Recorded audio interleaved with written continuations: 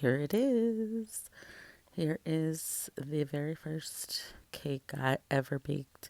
It was for Easter, and it was for, oh, and my brother's birthday sometimes lands on Easter. So, my older brother. So, I believe I baked the cake and decorated it all by myself. Of course, we were having a barbecue. We live in Texas. We barbecue for everything, okay? And that was me at a very young age. Um, I It's kind of hard seeing that picture, but I've been looking for this picture for a very long time, and I because I love it. But this was me back in the jizzle. Okay, now this is before anything happened to me that I was carrying along with, you know, carrying along all of these years. That was back a long time ago. I believe I was in middle school. Oh, that was what, 95, 90? No, not 95. No way. Like 92 ish, something like that. I was in middle school for sure. Okay. And I don't know, like, some people might know, some people might not. I moved out very young.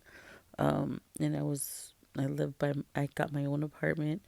Um, After some struggle, okay, I struggled to get an apartment, because I was so young, and then, but you could get anything on Penn Road. And so, you know, that the song that I always loved because it reminds me of me is the song "Work" by Iggy Azalea.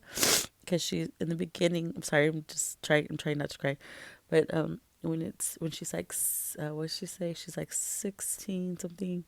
I don't know, that nobody knows like what I've gone through, you know, to get where I'm at. It's basically what she was saying. She was really young when her mom had let her take that flight to go and find her career, or to follow her dreams, right? My story wasn't exactly like that, but you get the gist. I just was very young, and you know I went to go start life young, and I know how it is not to have anything or to have very little. I know how it is to starve for a couple of days. Like, I know I've been where I didn't have anything to eat. I've been through that. I've been through a lot of struggles, and I do carry that carried that with me for a long time. And I did have big time abandonment issues. And so when I see this was me before all of that. This was me, pure and innocent, before anything happened to me and took that away from me, And it was hard, but I am so thankful for the life experiences that I've had, the lessons that I've learned, because without all of those things, because everybody goes through things in life. Everybody does. There's not one person who hasn't been traumatized in their life, or maybe not to the magnitude as others, but everybody's traumas are different, right? So, and everybody has them, right? So we can't continue those cycles of passing that pain onto others. Like, we have to stop inflicting pain on others, whether it's mentally, physically, whatever. Like, you can't do that to people. Like, that's what really fucks with people, is the mental games that you play on people. Because I know how to play mental games on motherfuckers. Trust me, I do. But I don't do that because it doesn't make me feel good. That guilt that I carry when I used to be scandalous and vindictive to, I wasn't like that for very long. It was very, very early in my 20s,